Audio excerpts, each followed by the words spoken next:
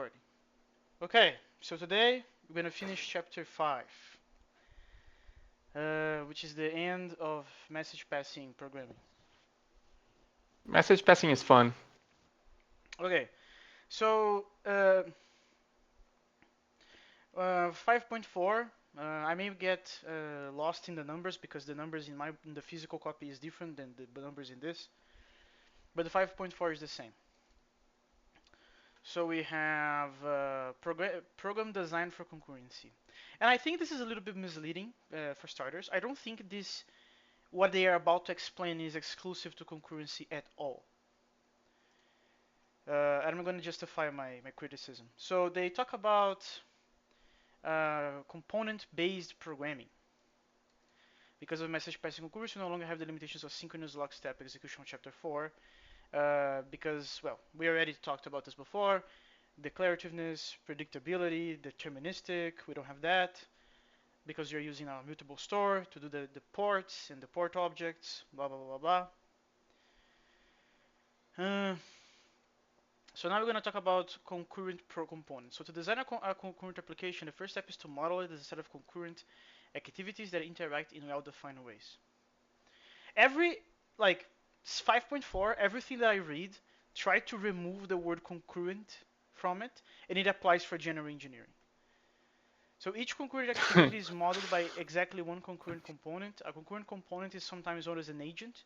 Agents can be reactive, they don't have a state, or they have internal state. The science of programming with agents is sometimes known as multi-agent systems, and blah blah blah. And now we're going to talk about a concrete component. Component-based engineering, well, programming, is based on port objects and executes with concurrent message passing. So, in this model, a concurrent component is a procedure with inputs and outputs. When invoked, the procedure creates a component interface, which is a port Instance. object, component instance. Sorry, I read it here. An input is a port whose stream is read by the component. Yeah, so nothing, and yeah, and then what are we gonna be? We're gonna be naming the inputs and the outputs. We're gonna name them as wires. A wire connects one of or more outputs to one or more inputs, and then we have strategies such as the one-shot. So this is a one-to-one thing that can be done via data flow variables, and we have the many-shot thing, which is done via the ports. Yeah. If you just want to send one message and you know that it's always ever going to be just one message, a variable is enough. And you know who is sending it and when. Yeah, right, right. There's that detail as well. And then we're gonna go to the basic operations, which, like I said, if you remove the word concurrent, these principles are very general. They are very good, the explanation of general purpose engineering, in my opinion. Let's read them. So we have the instantiation, which is creating an instance of a component. By default, each instance is dependent of each other instance. In some cases, instances might all have a dependency on a shared instance. Then we can do composition, which is essentially you can create other components using other smaller components, which we then call them subcomponents. So then we can establish the hierarchy here. We assume that the default is that the components we wish to compose have no dependencies, because then they are truly concurrent, right? Perhaps Yeah. surprisingly, compound components in a sequential system have dependencies even if they share no arguments. And the dependencies is the order.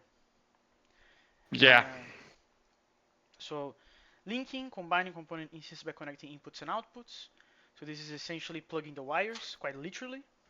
And then you can plug wires into different strategies, such as the one-shot or the mini-shot. We talked about this before. And then you have the restriction, which is essentially encapsulation. And then we have an example of the latch. So this is using the logic gates that we've seen before. And then we make this procedure that is exposing a particular, is restricting the interface of this component. And inside we have other components, which are called subcomponents. We link them together using wires, right? And not all of the wires happening here are being exposed, as I said before. So this is a very succinct example of all the principles that you just saw. When you call latch, you're Yeah. going to be instantiating one. latch by itself is being made by the composition of many other subcomponents. Um, we are Yeah, and connecting then them with particular strategies, and we are restricting things. yeah, and originally those were defined using just plain streams, right? But the text mentions, yeah, it's pretty simple to generalize them to use ports instead. Um, Uh-huh. and the strategies for composition are basically the same. Yeah. And then I'm going to go to design methodology, which is essentially what engineering is supposed to be. All of these things, like this step-by-step process, we kind of do them naturally. So, for example, oh, make a diagram of our state diagram that demonstrates how the system is going to behave. We do that constantly, right? We did that for the mahjong system, for example, or at least recently. But this is very like good advice in general. Yep. Uh, yeah, so we're gonna talk about a particular approach. So we have an informal specification. Write down a possibly informal but precise specification what the system should do. So this also can be done via the product person if you have a product person in your team. Then you have the components, enumerate all the different forms of concurrent activity in the specification. Each activity will become one component. Draw a block diagram of the system that shows a component's instances. There is no harm in doing this for a sequential system as well. Message protocols. How are we gonna? Well, we've seen examples of protocols before, but there are many more protocols that are way more complicated than those. Um, State diagrams. So automaton. Implement and schedule. Code the system in your favorite programming language. Well, sometimes you don't have the luxury of picking that, but well. Yeah, sometimes we have to use TypeScript or or Python. Luckily, I haven't had to use Python like in a very long time, so that's okay. But TypeScript is still kind of bad. And then test and iterate, which, well, in areas that are verification via simulation based, we usually have to do this like reiteration cycle until we get satisfied. Uh, and then list operations as concurrency patterns. Do I have this in my book? I don't recall. Oh no, I do. I do. I remember this. Okay. Uh, all the standard list operations can be interpreted as concurrency patterns. We will see that this is a powerful way to write concurrent programs. For example, the standard map function can be used as a pattern that broadcasts queries and collects the replies in a list. Consider a list PL of ports, each of which is the input port of a port object. We would like to send a message query to each port object, which will eventually bind ANDs to an answer. By using map, we can send all the messages and collect the answers in a single line. Yeah, so like this. The queries are sent asynchronously, and the answers will eventually appear in a list AL. We can The simplify answer the list. notation. Yeah, the answer list. The notation even more by using Dollar the sign. dollar trick. The calculation automatically waits for its if it needs an answer that it is not there. For example, if the answers are positive integers, you can calculate their maximum by doing the same call in a sequential program. Yeah, of course. Yeah, and then we go to the lift control system. Which my first question is, what is the freaking difference between this and an elevator? Where you live? It's called a lift in Europe, but it's called an elevator in America. Oh, so that was what was the footnote was all about. Okay, cool. So this is a region difference. Okay, so what do we want to do? I don't think it's worth going like dissect everything and anything, especially when we go to the lift. Yeah, Um, this is a fairly involved example actually. yeah, well, I think what matters is first to highlight the approach because we're gonna be using the approach that we already described before. So we're gonna draw things, we're gonna try to understand things, and I also think it's important to recognize the patterns because there's a lot of patterns in here. So let's start. So we this is a okay. Let's use this figure 5.4. This is essentially a diagram that depicts the behavior of the elevators. And we're going to implement the very bare bones naive implementation, which means that um, if you call the elevator, there's only one button. You don't talk about the direction of the elevator. And Uh, if there's more than one elevator to pick from, it just chooses randomly. It doesn't care about where they are or where they are yeah, going. yeah, yeah. It doesn't try to minimize the distance of any kind. It's just a FIFO approach. So if you are the last one to click the button, you're going to be the last one to be treated by Picked the up. system. And what we want to do, we want to okay. So there are three components, like three major components, and the one of them is called the controller. The other one is the floor, which is a terrible name. Like we don't do anything with the floor. It should be called button, but okay. And we also I have mean, the lift itself. this is specifically the button on the floor outside of the elevator, right? Yeah, As opposed to the buttons inside of the elevator. yeah. Just call this the button. The button. The elevators they have A buttons.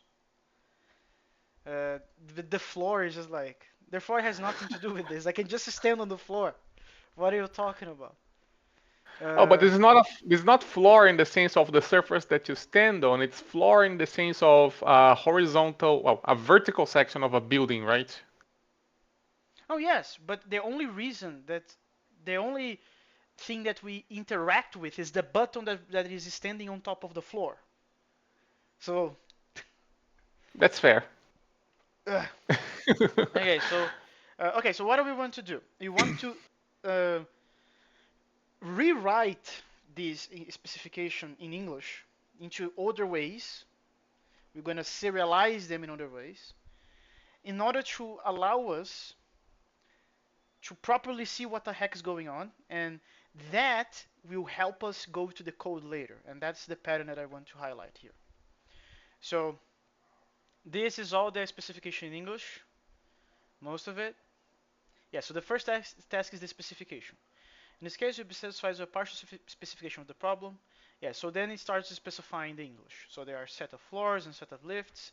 Each floor has a call button, which is the only thing that matters, that users can press. The call button does not specify up or down direction, at least yet. The floor randomly chooses the lift that will service its request. Blah, blah, blah, blah, blah, blah, doesn't matter.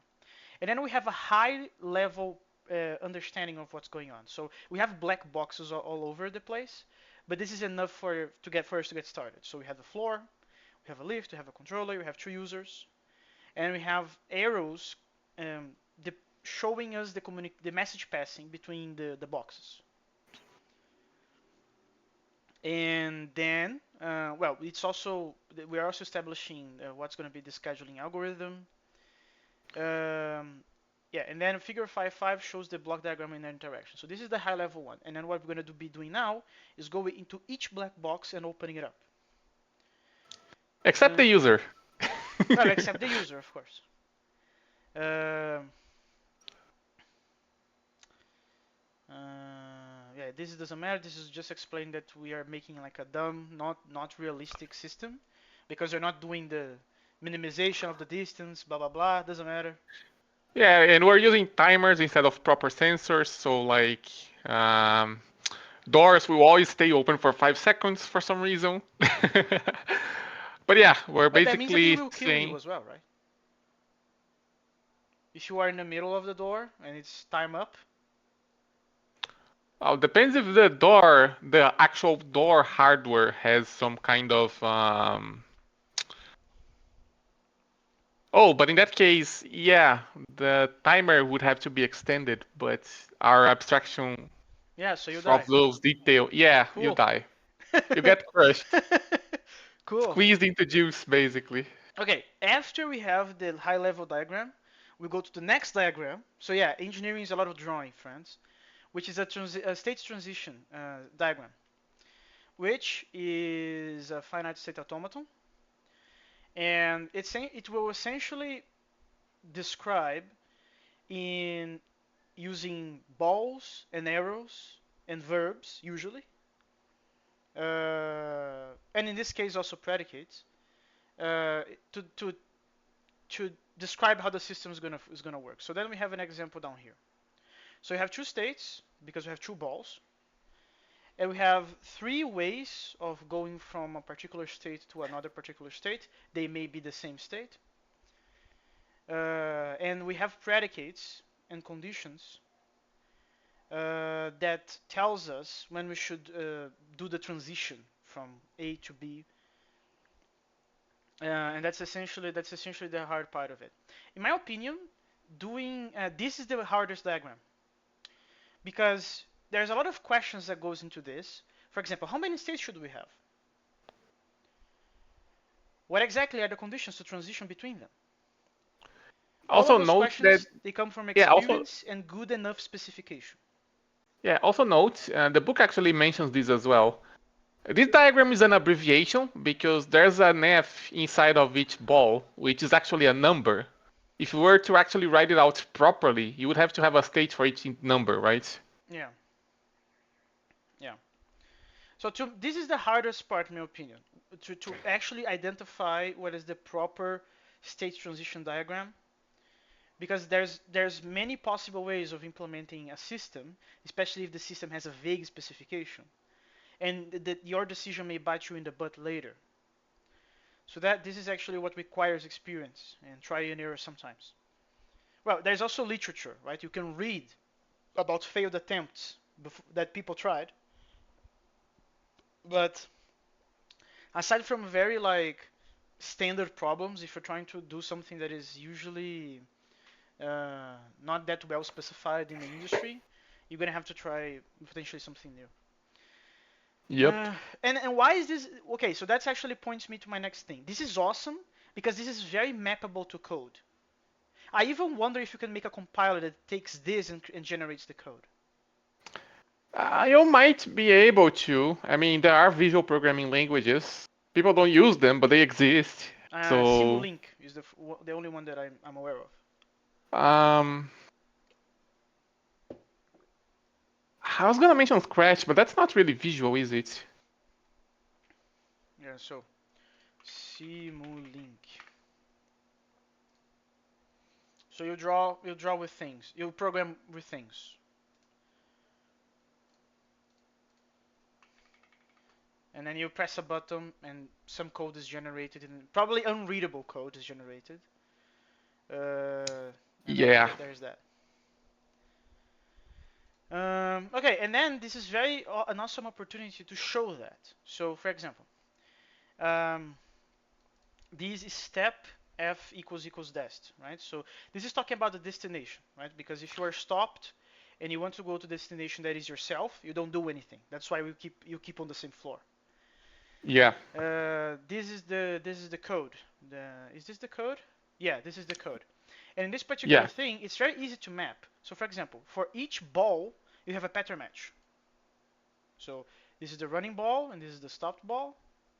And to identify the transition, it's a pattern match on the message. So if you have a step, and then these ifs here are also part of the arrows. So yeah, and there's a particular optimization that can be done in this particular program that I found it. Well, I guess it's not required, but you don't need to do this, right? You can just um, calculate the distance between yourself and the target, uh, add or subtract, and do Yeah, the. this is mentioned as one of the possible improvements, like later on, and it's also one of the exercises as well. Yeah, so this is essentially doing a floor by floor math, and Yeah, the you basic of that. basically can only move one floor at a time, which means if you want to move multiple floors, the lift has to go into a loop where it steps repeatedly until it arrives where it wants to. Yeah. Um, is there anything else worth highlighting in here? Because again, I don't think it's worthwhile going throughout all the minor details, Yeah, especially if if you're you're late in actually the controller. yeah, if you're actually reading the book by yourself, certainly spend a lot of time here, but as far as discussion goes, yeah, there's not really much to I talk no, about. I okay, probably you should, but I didn't. Like I spent obviously I spent more time than what we're spending now, but I didn't go to the tiniest of details myself. Like I read this, like and I said, okay, this is state, this is that state, this is the transition, this is another transition. I like I that was my reading essentially. Yeah, that's fair enough. This is the floor, which again, this is a button. This is the only thing that matters for this. Technically this should control the door as well, but we're abstracting over that basically, right? It's just a timer. Yeah, there should be a station because the station has the door and the button. The floor has none of them. While the floor houses the station. Yeah. It doesn't do Uh, anything. yeah, but I'm a person. I'm not my shoes because my shoes are supporting me. That's not how that works. Um, Yeah. okay, and then we have the whole thingy. Yeah, and Yeah, then then the we have the building. lift. Yeah, the Well, building is basically the complete system, and it's on the next page, I think. Actually, 2 pages because the next page is just a bunch of code for the floor and the oh, lift. this is the lift. Yeah, I didn't waste my time on this. Like, like again, Yeah, when I read this book for the first time, like before I started talking about it on the server, I spent quite a bit of time looking at this and understanding yeah, everything. this is the classic coffee machine problem, right? So if anybody ever does university for computer science or computer engineering, when you go to logical systems or something in engineering, I don't remember the cousin of that. You're gonna have a test. You're gonna have an exam in which you guys are gonna be modeling a coffee machine, and the coffee machine will be written in this form, and you have to write the code that does it. So yeah, I don't need to suffer that again. I understand the drill of doing this. Um, okay, reasoning about the lift control system. To show that the lift works correctly, we can reason about its invariant properties. For example, a message can be only received this. This is an example invariant that can be proved using at and step messages occur in pairs. It's easy to see by inspection that a step message is always when the lift goes into a state where scheduler is different than you, and that the only transition out of this state preserves the invariant. Another invariant is that successive elements of our schedule are always different. Yeah, because if they are the same, you don't do anything. Uh, yeah, but because the both the controller and the floor they conspire to avoid sending the lift to a floor that it's already on, basically. Yeah. Yeah, and then improvements to the lift control system. So now we're gonna see potential improvements that probably are left to the readers as exercise, such as making a box that contains some smaller boxes that make sense to be together, at least semantically at some level. So you can combine the lift and the controller to make a lift shaft, and then you can make an abstraction, which in this case we chose the function, that has control over them. Yeah, because the controller only ever talks to the lift, so it doesn't make sense to have it hanging out in One the open, lift. right? Yeah, to one particular Yeah, it's lift, a one-to-one basically. relation. Yeah, every That lift has a controller, and the controller only talks to its own lift, and the lift doesn't talk to any other Yeah, controller. which means that this is a very expensive system because you need to have one controller per lift instead of having a single brain with a bunch of wires to all the lifts. I mean, this controller is abstracting over the um, embedded system that controls the motor that moves the lift up and down, right? So you probably will have one per lift regardless. Not necessarily. You need to have one motor per lift. That's correct. But you don't need one brain per motor per lift. But if you don't, and the brain has a problem, that kills every lift instead of just one. There is a name for that. It's called the trade-off. It's cheaper, but the maintenance cost may bite you in the butt. Cheapskates. Yeah. So when I did microcontrollers, instead of buying a controller for each one of my wheels of my joystick car, I only had one brain for all wheels. So cheaper. Um, okay, so then we can combine them using the lift shaft, and then we can use that in the building abstraction, which is a procedure. And then we have the improvements, such as the improved door management. Our system opens all doors at a floor when the first lift arrives and closes them at a fixed time later. Yeah, so you can die in a different way. You can you can jump to the hole and like die down there. Or you can do a trick where if the lift is on the floor directly below, you can just jump on the roof of the lift and take a ride up there. Yeah, Just but pray that nobody goes to the top floor. yeah, but if yeah, but why there's no reason to do that because the door. Let's say that you want to go up and you jump onto the ceiling of the elevator that is down there, right?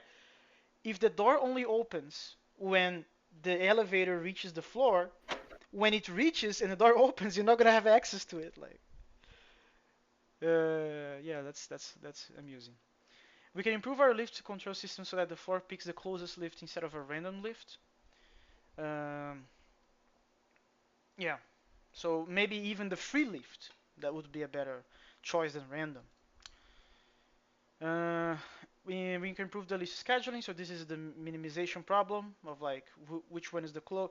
Well, can we minimize the distance given our trajectory? Yeah, So if you are going to 5, but you are on 2, and somebody wants to step at 4, even though they clicked 4 after the person that clicked 5, you can stop at 4 because it minimizes the average travel time. travel time. Yeah. Okay. There was a mosquito in here. And then fault Yeah, tolerance. Go on. unsurprisingly, this is called the elevator algorithm. Yeah. What if one of them breaks? What are you gonna do about it? You probably can change the algorithm to try to improve. Yeah, there may be some changes that you can do with the remaining lifts, so you can try to minimize the damages of having one that is in maintenance. Cool. So that's essentially it. Like again, this focus on the engineering approach. We draw balls and arrows and boxes. We see how they connect to each other. Um, and when we have the state diagram, we can port that to code, and that's going to be really natural. And as I said before, I even suspect this can be automated mechanically. Uh, Probably there isn't a tool for to do that in your particular um, tool of choice, but it is possible. It is possible. Um, okay, now we go to 5.5. So using the message passing concurrent model directly. So yeah, this is just a bunch of more observations about the ports, objects, and things related to them. Yeah, this like it mentions a system where you just have one thread and every port and object has to be multiplexed on that, which has some trade-offs, right? Yeah, execution is efficient since no thread scheduling has to be done. Oh yeah, this okay. It is possible to run many ports on just one thread if the thread serializes all their messages. This can be more efficient than using one thread per port object. Execution is efficient since no thread scheduling has to be done. Objects can access shared data without particular precautions since all the objects run in the same thread. The main disadvantage is that synchronization is harder. Execution cannot wait inside an object for a calculation done in another object. Yep, attempting this will block the program. This means that programs must be written in a particular style. State must be either global or stored in the message arguments, not in the objects. So this is essentially like continuation passive style at this point. Or you have a global thing. I mean, it literally says messages are a kind of continuation, so yeah, it No, no, no, is. no. But in this particular case that we want to do single threaded and we don't want to block it. So this means that our only option is explicit state or continuations. Which is what JavaScript does, unsurprisingly. Okay. Because JavaScript is also single-threaded, and it has events that it has to handle from inputs, user inputs and such, right? That's true. I remember that. and network calls. And JavaScript promises are basically just syntactic convenience on top of continuation passing styles, so they don't really change this fundamental reality. And then we have the figure 514 for the new abstraction. Yeah, which is this code right here. Do I have a question about this code? I don't think so. No. Yeah, it's way down there, my questions. Okay, so we have new part objects. So it sets up a single Uh, thread and returns two by the way, procedures. Hello? Nils, you sound very choppy for Is that better? Let me pause the recording. We are back from technical problems. So we have new part yeah, objects, and I'm not sharing the don't screen. don't forget about that. But yeah, Discord is acting That's silly not today the screen. tonight. This is. Add port object, PO and proc. Adds a new port object with the name PO to the thread. The name should be a literal or a number. Any number of new port objects can be added to the thread. Call PO message asynchronously sends the message to the port object PO. All message executions of all port objects are executed in the single thread. Exceptions raised during message execution are simply ignored. Yeah, this is yeah, basically how to do message passing if you don't have threads, essentially. Yeah, so you create a gigantic thread that you keep interacting with, and the way that you can interact with it is by calling these things. Yeah, and there's a bunch of stuff going on under the hood, although it's not a lot of code. But yeah, basically you have to keep track of every quote unquote thread that you add, this like fake thread that you add to the system, right? That's what the proxy is doing in the message loop. And when you call add port object, you basically say, okay, spawn this thread in quotes, and that basically goes in there, and it gets scheduled for execution later. Ah, but this is doing indexing on it. Yeah, Okay, proxy is that's basically it's basically a tuple, and we keep adding stuff to it as you register new objects. yeah, no, but you are indexing the procs using I. So this is like a number, like the position of the port It could be a object. number, an atom as Could well. be an Uh, atom, but yeah, okay, this is not the best way to do it. But yeah, I noticed the book is kind of reluctant on putting more data structures. We only have records and tuples and lists. We don't have maps. So so okay, so we have to do this kind of thing. Cool. I mean, we have dynamic types.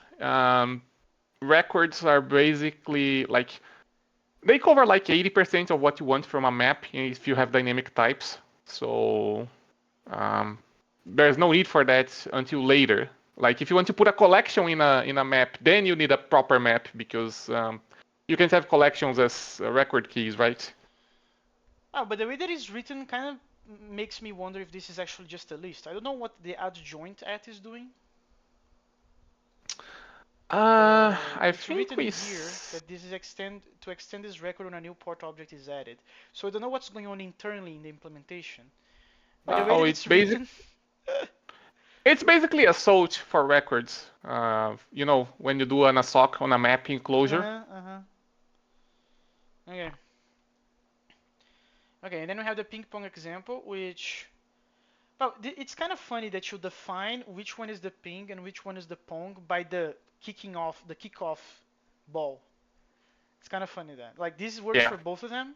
The way that you identify which one is which. Did I drop? Uh, Hello, hello. More technical problems. We are back and with no camera this time because Discord is acting weird. Okay, anyway, what matters is that we differentiate the ping and the pong via the kick of the ball. So if you are sending the Pong object, you are the ping, and if you're sending the ping object, you are the Pong, and you have a single unified code that does both.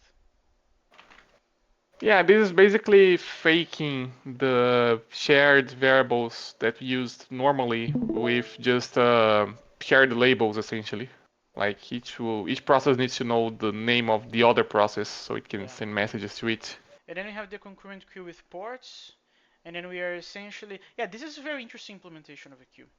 So Yeah, you are dispatching put and get methods, well, quote unquote methods, and you are basically using the data flow trick again with the give and the take, but there's a problem. Let's see if it says where the problem is. it does. Yeah, I think it's in the previous page actually. Yeah, here the problem is that given equals taken, yeah, tries to impose equality, blah blah blah. But a read-only variable can only be read and not bound because Yeah, not remember, bind them. Yeah, the output, the string output from a port is actually read-only. You cannot bind it arbitrarily. yeah, yeah. So the way that we can, there's two ways to fix it. The first way, which is kind of dumb, well, not dumb, but more complicated, You is can to implement this match thing, yeah. use the match thing that essentially is like uh, waiting for so you can have both things available and then you can match them. And the thread, and this is the important part, the match goes in a separate thread, which means that you can basically do the same program as before, but you put this equality in behind a thread. Yeah, there's a footnote mentioning that match and equals do basically the same thing, so you could just put the equals in a thread and it works. Exactly. And then you can, these are asynchronous versions of these things. To use them in a synchronous manner, you just need to put waits before or after, depending if it's a get or a put on the queue's objects. Yep. And there is the side effect trick as well. So, for example, if you do get x when there are no elements in the queue, then an unbound variable is returned in x. So you have a placeholder, and you will be notified when it gets bound. So it's the same Yeah. trick as before that we read chapters and chapters ago. Next element that is inserted will be bound to x. To do a blocking retrieval, synchronous, one that waits when there are no elements in the queue, then just do the wait. But you have the pointer. That's what all that matters. And you can do the same with put, which is also this is so unusual, right? So you have x and you know the next element will be there. You don't know it yet because it hasn't been bound. But if in the future it will be bound, you will be notified. That's so cool. And your program Yeah. can continue going if you don't need this partial value to be complete value. You can just go. Data flow variables are awesome. We have captured essential asymmetry between put and get. It is the wait operation. Another way to see it is that this is the put and get reserve places in the queue, pointers. The reservation can be done independent of whether the values of the elements are known or not. Well, the Very difference is that nice. when you're dealing with raw pointers, you have to do the verification procedure is annoying as heck. This is done automatically by the runtime or by the wait function. Yeah. Yeah, and then it's gonna mention the given equals to taken mean a separate thread does essentially the same thing as the match. A thread abstraction with termination detection. So this is for us to be able to count, uh, like to wait for all the threads to be done. Yeah, this is basically getting into structured concurrency, although it doesn't mention that name because that nomenclature is more recent in this book. Yeah, so thread creation can itself create new threads during the execution of a statement. We would like to detect when all these new threads have terminated. This does not seem easy. New threads may themselves create new threads and so forth. So if we ever use go, right, there is the arrow point to the left, maybe. Is that maybe that's the I don't remember if that's the one, but there is a way in Go to do this with Go routines. A termination detection algorithm like one of this section is needed. The algorithm of that section requires explicitly passing variables between threads, and that sucks. That's essentially the moral of the story. Yeah. To be precise, we require a procedure new thread with the following properties. The call new thread p subthread creates a new thread that executes the zero argument procedure p. It also returns a one argument procedure in subthread. During the execution of p, new threads can be done by calling subthread p1, where the zero argument procedure p1 is the thread body. We call these subthreads. Subthread can be called recursively, that is inside threads created with subthread. The new thread call returns after the new thread and all subthreads have terminated. So you are essentially making the subthread capability external, so you can have control over it. Yeah, basically, if you spawn threads using subthread, the new thread will actually block until every single one of them is done before returning. Yeah, that is, there are three ways to create a new thread. So the way that we had before, and then we have new thread, right? And we have the call of the subthread. Uh, they have identical behavior except for new thread, which has a different termination behavior. New thread can be defined using the message passing model as shown in this figure. This definition uses a port. When a subthread is created, then one is sent to the port. So this is like a old style mutex slash semaphore thing. It's more like a concurrent, like an atomic counter, really. No, but that's essentially what we use mutexes for. When a subthread, actually, I think I implemented in university exactly the mutex that does this, plus one and minus one. And I think the definition of the mutex being free is zero. But in I this mean, case, the zero means something else, which means that all the threads have been done, are done. But it's essentially the same thing. yeah, we're gonna see proper mutexes later, like way later. The procedure zero exit accumulates a running total of these numbers. If the total ever reaches zero, then all subthreads have terminated. Yeah. We can prove that this definition is correct by using invariant assertions. The sum of the elements on the port stream is greater than or equal to the number of active threads. When the sum is zero, this implies that the number of active threads is zero.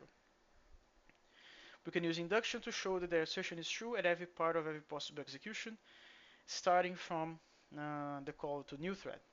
It is clearly true when new thread X starts, since both numbers are zero. During execution, there are four relevant actions: sending +1, sending -1, starting a thread, and terminating a thread. By inspection of the program, each of these actions keeps the assertion true. Right? So yeah, so zero exit.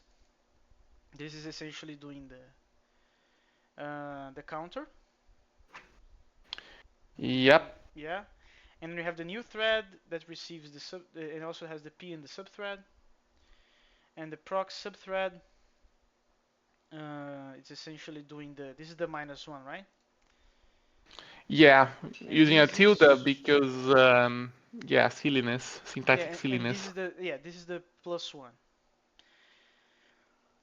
We can assume without loss of generality that thread termination occurs just before sending -1, since the thread then no longer executes any parts of the user program. This definition of new thread has two restrictions. First, P and P1 should always call subthread to create subthreads, never any other operation. Yeah, if you go outside of the rules, our schema won't work. Second, subthread should not be called anywhere else in the program, because otherwise it will fuck up the counter. The definition can be extended to relax these Yeah. restrictions and to check them. We leave this test as exercise, of course.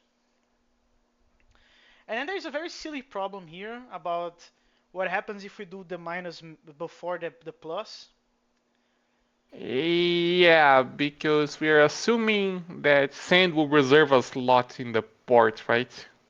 Yeah, so we are assuming that the termination, yeah, the +1 in the parent thread arrives before the send of the minus, and this is not guaranteed because this is non-deterministic behavior, which depends on the scheduling algorithm of the threads, blah blah blah. Yes, we can if we are sure that send operation reserves a slot in the port stream. Look back in the semantics we have defined in the beginning of the chapter. The send operation doesn't indeed put its argument in the port stream. We call this slot reserving semantics. Unfortunately, this semantics is not the right one in general. We really want an eventual slot reserving semantics, where the send operation might not immediately reserve a slot, but we're sure that it will eventually. Why is this semantics right? It is because it is natural behavior of a distributed system, where a program is spread out over more than one process, and processes can be on different machines. A send can execute on a different process than where the port stream is constructed. Doing a send does not immediately reserve a slot because the slot might be on a different machine. So that won't happen immediately. All we can say is that doing a send will eventually reserve a slot. So essentially, yeah, I think I have a question about this program. With the Okay. right semantics for send, our termination detection algorithm is incorrect since the -1 might arrive before the +1. We can fix the problem by defining a slot reserving port in terms of an eventual slot reserving port. Okay. So my question here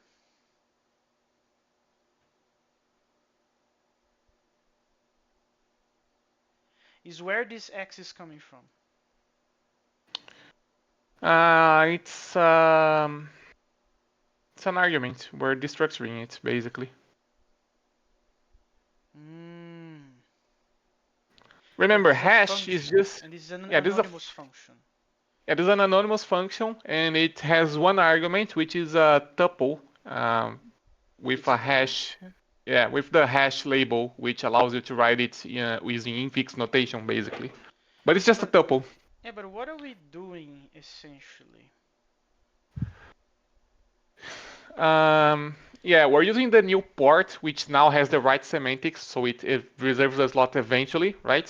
And then we need to define a send operation, which is kind of synchronous in the sense that it will return only after you are sure that the message will arrive in the right order. And to do that, you see that send with the local x that it waits on? Yes. Um, Yeah, that's the send operator that waits until the order Yeah, is determined, we basically. are defining the new S port, which has the correct semantics. We'll be Yeah, using the old port to do that, yes. but we have the send, our new send, which is S send, is the one that does the waiting. I get that, but what is the S doing in here? Remember the S is the output stream containing all the messages that Ah, you this read is the from the output port. stream. Yeah. So what are we doing? This is the original stream, S1. Well, what would be the original in the old version using new port. And we are And mapping S1. using this function. Yeah, but why are we And doing that? basically what we do is whenever we get a send, We are back again. More problems. yeah, Okay, so I asked basically why do we need to do this? Yeah, so basically we need to wait until the slot, the position in the stream is reserved, right? And in order to do that, we take the message that the user intends to send, we wrap it in a pair with an extra x variable that we wait on after we send, and then we only bind the x when we unwrap it inside of this map, you see? Yes, but I see that mechanically, but what is the purpose of doing that?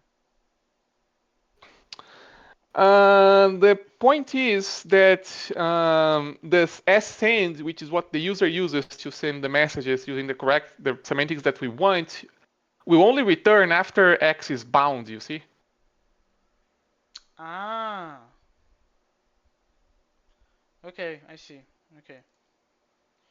If new port defines an eventual slot in reserving port, then new S port will define a slot reserving port. Using new S port in the termination detection algorithm will ensure that it is correct in case we use the right port semantics. Uh-huh. This is sometimes called a synchronous send because it only competes when the message is delivered to the stream. Yeah, that's what we're doing there. That's terminology is confusing. That makes sense as well. Eliminating sequential dependencies. This is cool. This is cool. Yeah. What we want to do is the following. In order to do a filter, oh, they changed. Interesting. Oh, is Yeah, there more this. stuff in the new version of the book? Yeah, I believe that to be the case. Oh, this is the same. This is the same. But I don't remember. No, no, no. Wait. No, no. I think I was just dreaming. No, daydreaming. This is the same. Yeah, this is the filter example. And what we want to do, which is actually very cool, we don't want to wait for things in order to do the filter because some things we can't identify or apply the filter function, but some of them we can, such as in this example. A and B may be unbound, but I can do stuff with the other numbers. Yep. So wouldn't it be nice if I could? And the answer is yes. And you have to use this barrier thing, which I'm assuming does some sort of concurrency within it because I don't remember the definition of barrier anymore. Ah, it's from way back in declarative concurrency. It's basically, well, it's another form of structured concurrency. Basically, it does a map. It takes a sequence of functions which are treated as, well, procedures really, which are basically called in independent threads, and the entire barrier only returns after every thread returns Yeah, but that it given what the text generates. says, I think this is changing the order of the list, Yeah, this will change the order of the list, which may not which matter. may or may not matter. Yeah, depends on what you're doing. Yeah, so for example, we have this filter. It's possible to deduce immediately that 5, 4, 6 will be in the output without waiting for A and B. We can write a new version of filter that avoids these dependencies. So we have concurrent composition using the barrier, and we have our synchronous channels. The procedure new port close implements a port with a send and a close operation. This function is a mystery. The close operation terminates the port stream with new. That's the definition that we've seen before. And then the question, is it declarative? Well, the answer is that it depends if the order matters. If the list is just being used as a pores mains version of a set, then it doesn't. And hence we can call it declarative. But if the order does matter, then no. Yeah, basically. And then we want to talk about Erlang. Erlang, yay. Okay, so essentially it's the message passing model plus a mailbox. Well, Marinho already gave the spoilers before. Um, so it's essentially what we've seen plus a mailbox with some goodies to make the mailbox management a little nicer. And Uh, we actually get a translation for the mailbox yeah, and later that's in part of my this. problem. Like my main questions are down there. Okay. Okay, so it's basically describing Erlang. I don't know how much of this we should go through because it's explaining a lot of things, but none of those things are new for us because we did Lyceum, we're doing Mahjong, and we know most of this. Um, let's highlight the things that I didn't know. Maybe that's better. Okay. Um, yeah, I didn't know that there was a name for this. So a process Well, can be there. set to detect faults in another process. In Erlang terminology, this is called linking the two processes. So I didn't know there was a name for that. Well, yes, Mnesia, we knew that. So this is essentially to compensate for not having mutable store. Yep. Yeah, this is also impressive. 1.7 million lines of Erlang. And then we go a little bit on the syntax. So this is a guard. We have pattern matching on the 0 and the n. And then we have some translations of the version on the Erlang language to the OS. Pattern matching, same thing. And then we have, yeah, how to create a process. You do the spawn, you have to define the module, the name of the function, and the argument list. The send is the exclamation mark. The receive is blocking and uses pattern matching, and it does management of the mailbox for you. An example how that works. Nothing too crazy. Yeah, the version of the on OS on what this program does. We are Yep. using data flow variables. They are not. Well, Erlang doesn't have data flow variables, so yeah. And then we're going to talk about the receive operation. So the receive operation is essentially it's a blocking operation that tries to when it receives a message in a mailbox, it tries to extract it by using the pattern, and if it matches, it will remove it from the mailbox and execute the body with these with the pat. Well, you can define variables here Yeah. and guards, and then these variables will be available in this body. So essentially like a closure. Yeah, it's basically a pattern matching operation, but you're pattern matching not just on a single value, but actually on a string that's coming from a port, and you can get things out of order depending on if the pattern matches or not. Yeah, and then you have the And you can have a timeout, of course. wait. What you said is, could you repeat? You said that we can get things out of order because of the pattern matching, right? Yeah, basically you're going to try the patterns one in order, but you try the pattern on every message in the mailbox. Wait. So So if I have two messages, and the message on like on the front it doesn't match, but the second like one does. let's suppose you have two messages, okay? And Yes. the first message matches your second pattern, and the second message matches your first. When you do a receive, you're actually going to grab the second message first because that's the first pattern that you try, I and didn't that know gets. that. You didn't. Okay. Yeah, we never use this property in our Actually, things. actually, I think we do in like um, I think we do in Lyceum in one place, but I don't remember where. I don't think there is a place in there. We'd have to double check, but I didn't know. Yeah, that sounds dangerous. Yeah, because I thought that the whole thing about the mailbox is that it was strict about the order. No, no, no. The mailbox is. It is in some senses, but you can receive things in a different No, order but than the you sense receive that them. matters most is the receiving. No, like okay, the messages get put in the mailbox in a particular order, which depends on which processes send you messages, right? Yeah, And if the messages are sent from a single process or from multiple processes. yeah, But you don't have to treat them strictly in the order that they are sent. That's kind of the point. yeah. That was what I just said. The order to me when receiving it would be the place that the order matters more. So if you Uh, don't have that, that means no, no, no, well, no. You see, the point is that if you have an abstraction written in terms of processes, and you call that inside of a function that's running inside of a different process, you don't want that to interfere with what the process is doing overall, right? no. I'm not trying to say it's a bad thing to not follow the order. I'm just saying that it was not my expectation. Not my expectation. Yeah, the correct way to look at it is saying, okay, I'm doing a receive. I'm looking at pattern one. Is there a message in the mailbox that fits this pattern? If there is, I'll grab the first one that matches and treat it. If there isn't, I'll try pattern two. And because of that, like you may not match the first message of the mailbox, is the thing.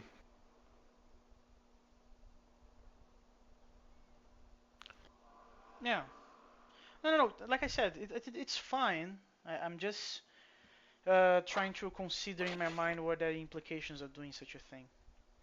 Because this kind of forces your program to be more robust.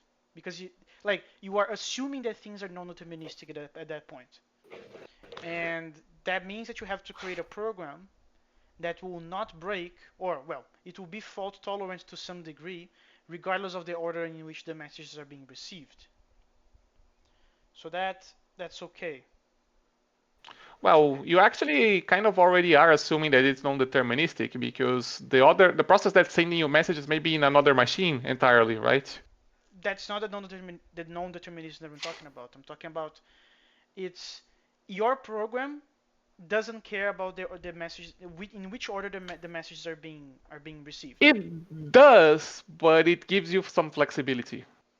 I don't think it does at all. It The does, the like algorithm that you just described of like what is the first message that this do I have a message that matches this pattern regardless if it's the first, the second, or the tenth. Um, It yeah, doesn't. if you have two messages that fit the same pattern, you will treat the one that got there earlier first. Yeah, no, yes, but that's like a second concern, which is like, oh, you have a conflict. Which one do I pick first? The first one. That's okay. But I'm talking about like in general. Okay, so I have 10 messages in the mailbox. Which one matches the first pattern? Oh, the last one and not the first one? I'm going to grab the last one, right?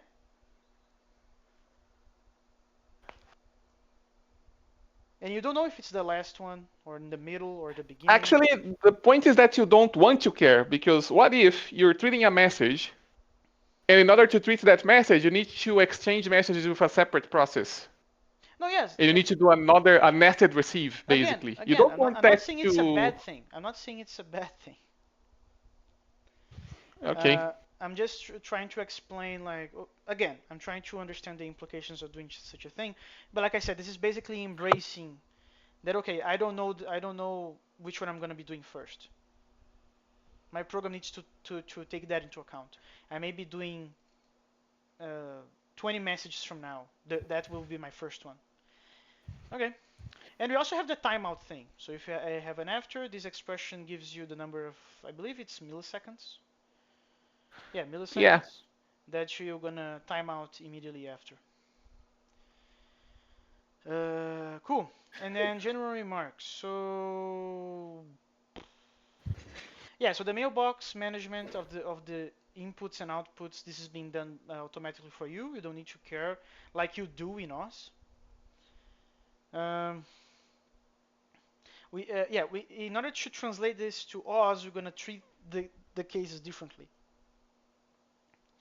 Yeah, you So can the first simplify form, things if you don't have to care about the timeout, basically. exactly. So the first form is like this one. So you have just a bunch of patterns. And this is my first real question. I don't understand, like it mentions here that the reason that we need this tuple is because of nested receives.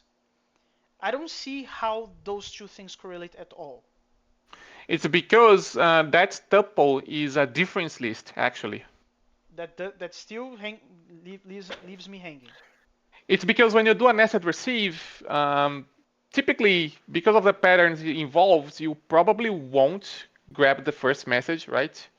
You may grab the last one. I may grab any of them, doesn't matter. Yeah, you can grab any of them.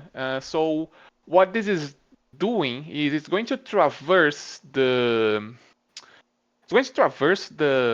string, and it's going to build the prefix of that difference list as you traverse the string until we reach the element that you're actually going to remove from the mailbox to execute the corresponding body.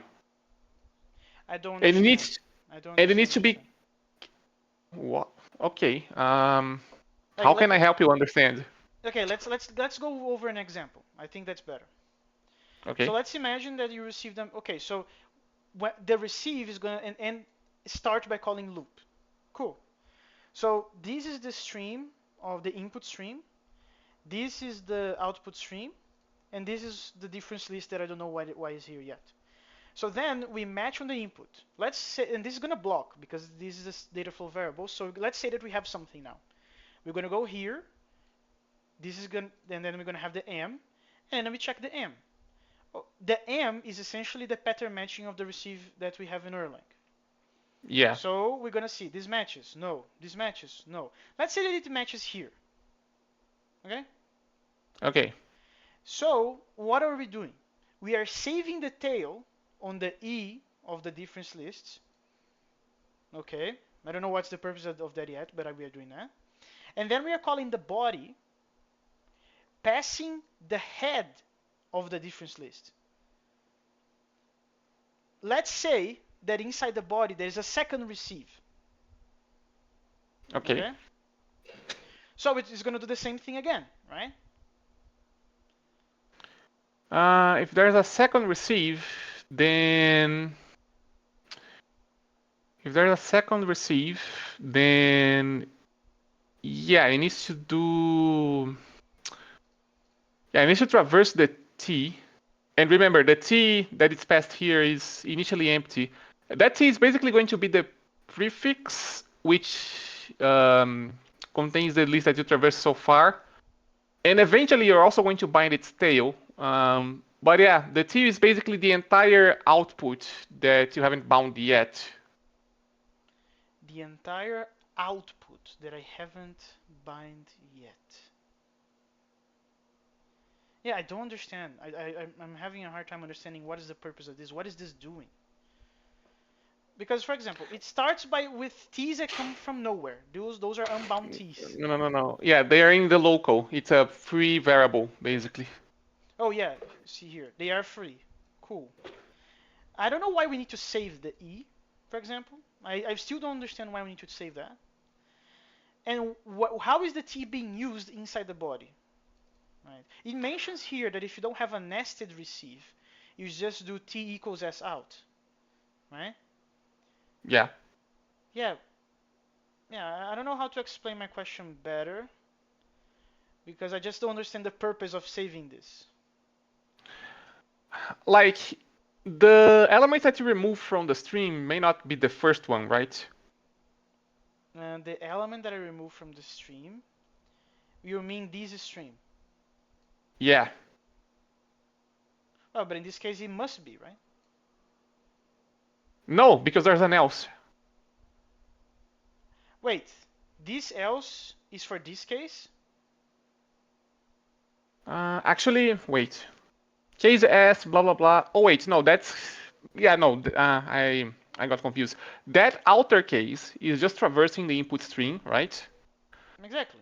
But but then the inner case is matching on the message, and if the matching fails, we actually bind the E. You see down there? No, yes, but let's go back to your question. You said you said that it's not always grabbing the first. It is. No, it isn't because there's a tail call in the else.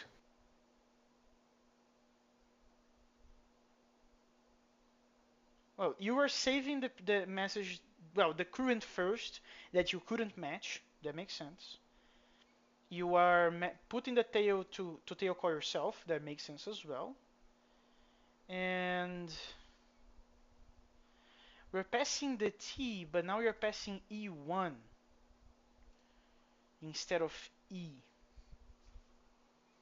Yeah. But aren't you just discarding M at that point? Because how are you going to retrieve M later? No, no, no, no. The M is bound in the E, right? The M is yeah, they have a relationship. I understand that. That E is actually initially the T if you look at down there, right? They are initially the T. I agree with on that as well. Yeah, so what you're doing is, okay, you're binding E to M and E1. So basically Mm-hmm. you're all binding the two T's initially. So you are basically appending M to the beginning of T because T is initially free, right? Ah, I see. Okay, so this is the difference list trick. Yes. You are saving that and passing the unbound tail further. That's okay. Yeah, That is okay. Then, we tail call and we loop, but now wait. we're Now I passing understand. S1 instead of S, you see? Okay, now I understand. We need this because we need to accumulate the skipped ones. Yeah. And why don't we pass the T and the E to the bodies? Why don't we pass the T and the E to the bodies? Just pass T. Because we don't know if the body will have a nested receive, and it may change what the E is supposed to be. No, but if we have a nested receive, we need the E. No, because the E will be Wait a moment. the No. I take that back. I take that back. It's because, man. Okay, I know what was my confusion. The fact that that E is equal to T, and E, initially. Yeah, yeah. No, not initially. That's the trick. This is making a relation between the T and the skipped messages now. yeah. And that is why we only need the T. because the E always needs to be unbound. Well, I'm calling the E the second member of the tuple. The always needs to be unbound, and the T is actually the one doing the accumulation, because in the beginning this E is actually T. So the M that is being accumulated here and being passed along, it actually has the skipped message. So that's why you only need T here. Yeah, yeah. Holy mother flipper. Okay. Welcome, Lemos, to the world of mailboxes. That's not a mailbox problem. This is a data flow variable problem. It's so hard for me to reason in those terms, man. But it may be a skill issue combined with lack of experience. So, okay. So first form is essentially what we have been talking about, and then this is the second form, which is the one with the timeout. And this uses a new built-in, which is the wait true, which essentially waits for either this to be bound or for the timeout to be like alarming. Yeah. And here we're checking for the boundness. So one is for the boundness, which is terrible, right? This is a high-level programming language. Why the fuck the bound case doesn't have an equal to a bound atom? I have no idea. Um, no, it's because wait2 is general. You have two variables, and it returns when one of them is bound, and it tells you which one it was, Call it basically. first then. But this is not C. We don't need this one here. Ah, but you see, if it returns a number, then it's actually easier to generalize to a list of variables that you are waiting on. Do that generalization later. Right now, this is just for true. So we could call an atom first if the first one was first, or second if the second one was first. When I looked at this, I was like, okay, like I understand we can make a weight n, and then this can return the number, the index of the one that actually won the race, let's say. But for this example, this just looks bad. And then the code is essentially the same, right? So this is the same code that we've seen before, with the difference that if we go to the else, that means that we reach the alarm case. Yeah. So we keep the E as the S, which well we know it is well that's not true necessarily because between the time that we detected this and we went to execute the else, maybe between those two times S is now bound because maybe this isn't a thread. But we are assuming that this is still unbound, so we put the E equals to that, and we just call the body of the timeout. Nothing particularly special. And then this is the version with zero timeout, which is kind of funny if you think about it, because a version with zero timeout means that it's asynchronous. Yeah, you basically say, okay, do I have any messages I can handle currently in the If you mailbox? don't, just If skip me. if you don't, then I have a default clause. Do that instead, basically. Don't wait. Yeah, just pass the baton. Yeah, this is actually very. It's kind of funny that the when you don't have a timeout, like when you need immediate, and usually we relate immediate to synchronous, this makes this asynchronous. So that's kind of funny. Advanced topics. Yeah, my second criticism is that this should not be here. There's no reason this to be here. This should be 5.1. I have no idea what we were doing. But okay. So this is an intermediate model that goes between the declarative concurrent model and the message passing model. So there is no Yeah, reason this to be here. in terms of expressivity, yes, but well, actually, And yeah, I don't know why this is it here. has the perfect hook for to be in the middle between the message passing and the declarative concurrent, because it solves one of the problems that chapter 4 said we couldn't solve with declarative concurrency. Well, Uh, this is non-deterministic, so it's not technically declarative, but yeah, it's I guess the book is trying to emphasize by placing it here that it shouldn't be your first choice, maybe. But because that's there not are the still strategy issues that with they it. decided to go. They decided to go from simpler slash less powerful, less capable, to more complex, more capable. I mean, We are doing that order, right? technically, we touched upon this one briefly when we saw the extensions to the declarative model, right? Before chapter 5, but I don't know why this bit of that is here and not up there. Yeah, so it's sometimes called the process model of logical programming since the model predicates as concurrent computations. We first introduced the non-deterministic concurrent model and showed how to solve the string communication problem of this section. Yeah, so it has the perfect hook. We finished chapter 4 with a limitation of like, we can't do this and still be declarative. The solution is bang, this. And then what it should be doing, we should have done is, okay, this solves the problem, but this is still limited. And then we go to the message passing with the mutable store. Yeah, that might be better. We then show how to implement non-deterministic choice and declarative concurrent. And then we're just extending the language with the wait true. And the silly thing is, wait 2 was mentioned in extensions to the declarative model, remember? Yeah, exactly. Again, this I have no idea what they were smoking, but okay. And then we're gonna try to solve the problem of the two clients and the server, which again is the perfect hook from 4. We're gonna try to solve it by putting a new stream object, a stream merger. But this had a foreshadowing.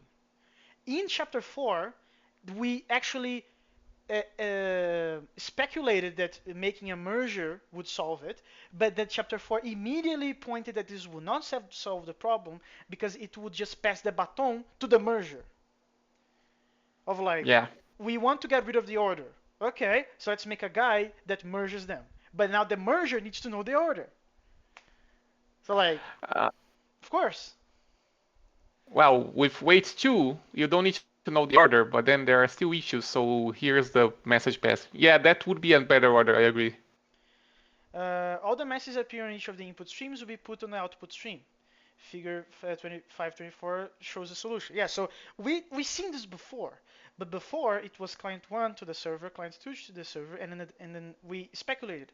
What if we put a guy before the server that does the merge? Well, we're just passing the problem from the server to the merger now. We need to extend the declarative model to do this. And then Yeah. this seems to solve our problem. Each client sends a message to the stream merger, and a stream merger forwards them to the server. And then we make the code that seems to solve our problem, but it won't. And the reason is because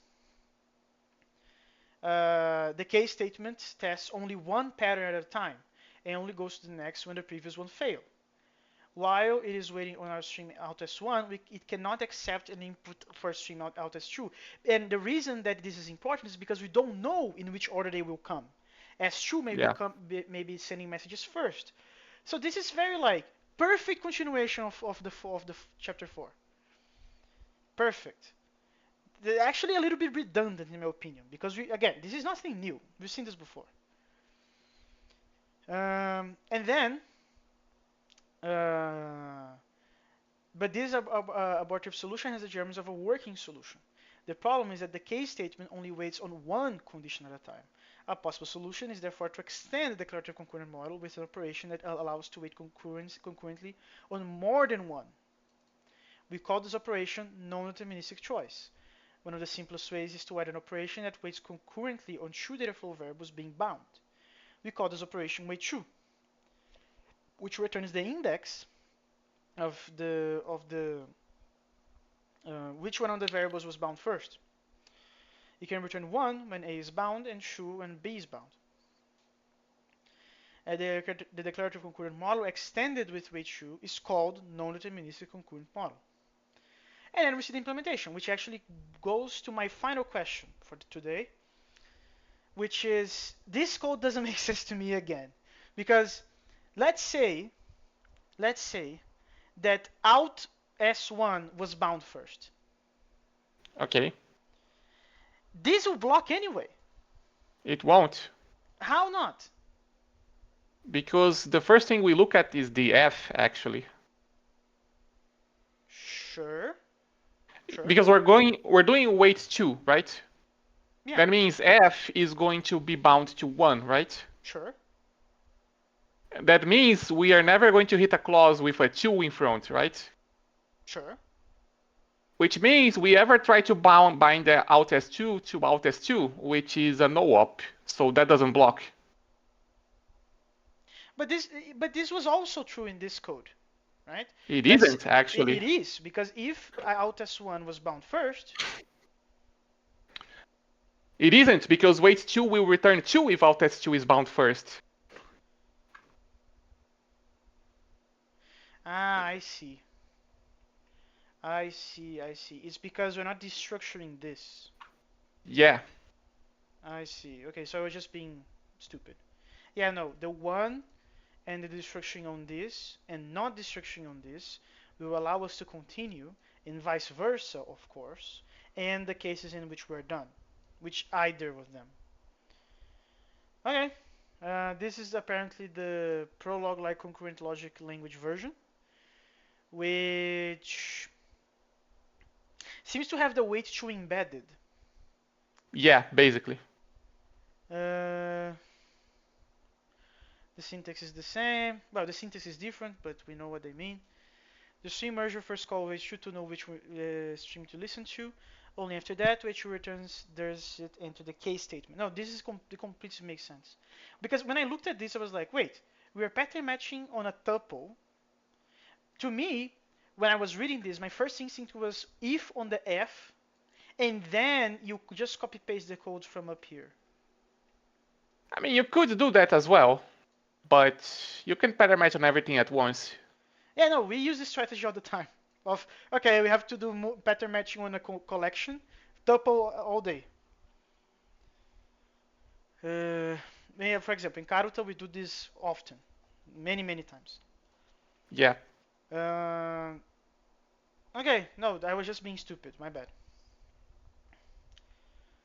Uh, yeah, now that the recursive calls reverse the true stream arguments, uses for fairness. That makes sense. And then the question: is it practical? No. uh, the reason is each client wants to communicate with the server. This means that a new stream merger must be created for each client. This is not true, right? You just need to It is. update the merger. But that would imply that the merger is mutable. Yeah, you need to delete the old one and put a new one that has three But checks, you or you four, or can't five, or do six. that in you can't do that if you don't have mutable state, which Of course, this you can do still that. doesn't. You can put the system down, you can delete the code, and rerun it. Well, that's the nuclear solution. If you don't want any downtime, that's true. You can't do it without mutable, right? It is inefficient. Each stream merger executes in its own thread. The tree of stream mergers is extended at runtime. Yeah, this tree problem only becomes a thing if you don't have mutability and you don't want to just downtime, delete it, rewrite it, rerun it. Then you're gonna have a bunch of stream mergers to take care of. And then the tree of string merges is extended at runtime. Each time a new objective references the server. Furthermore, the tree is unnecessarily balanced. And balancing trees is a pain in the butt. Everybody knows that.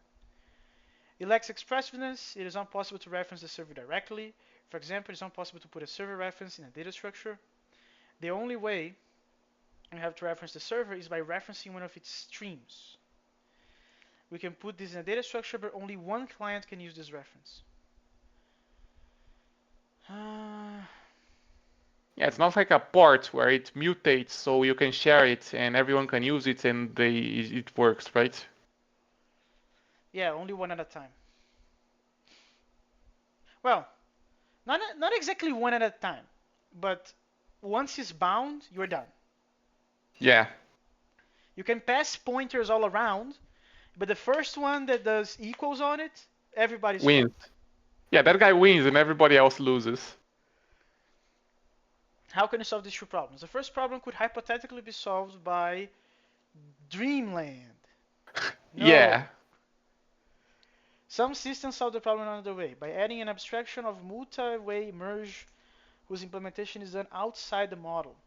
This amounts to extending the model with ports. The second problem can be partially solved but the solution is still cumbersome. We seem to have found an inherent limitation of this model.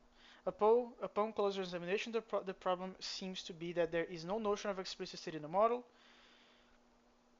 where explicit state associates a name with a store reference. Both the name and the story are immutable, only the association can be changed. There are many equivalent ways to introduce explicit state, such as using a cell or a port. We did the port way in this chapter. We Ports and cells are equivalent in concurrent language. There are simple implementations of each in terms of the other. And then this is the two ways of implementing the wait true. Yeah, and there are some notes here about there's a simple note here about fairness, right? Because they have different behavior, the two implementations. Yeah, so this returns one true depending on whether they are each variable is bound. This definition is symmetric. It does not favor A or B. We can write an asymmetric version that favors A. Yeah, here, because this is the one that we are checking, right? Yeah. Um, yeah, actually, you run the risk that B is first, but between this and this, A got the. No, but if Yeah, that that's why happens, you're it's gonna throw an exception. no, it won't because you can bind the same thing twice to the same variable and it works. Ah, that's true. Yeah, but then even though B won, because of Yeah, this that's why check, we're gonna favor A. this is asymmetric. Whether finishes have a Yeah. minor flaw that they can leave threads hanging around forever if one variable is never bound. Ah, but this was always true. Like we were in Yeah. chapter 5 and telling us this. The definitions can be corrected to terminate any hanging threads. We leave these corrections, of course, as exercises for the reader. Yeah, this And version, yeah. it's essentially like ugly as fuck, but it does the job.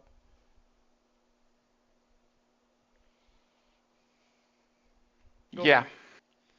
Yeah, no, I was just gonna say, and there's the other note he's saying, yeah, just use the definition that comes with the book. Like, yeah. Magic. Magic. Okay, and I want to finish by reading the quote. Yeah, this quote. If declarative programming is like a crystal, immutable and practically eternal, then stateful programming is organic. It grows and evolves as we watch. Yeah, this is a very nice quote. It is a very good quote, yeah. Okay, let's establish what we're gonna be reading for next time. We finished chapter 5, and I did the math. We read 47% of the book. Amazing. Okay, so 413. That's a very auspicious number, by the way. Well, it is true. 8, 14, 38, 25. Okay, so do you want 6, 1, 2, 3, 4? Yeah, 1, 2, 3, 4 seems okay. Okay, next session 6, 1, 2, 6, 4. I'm gonna finish Yeah, the just recording now. don't forget to double check the chapters in your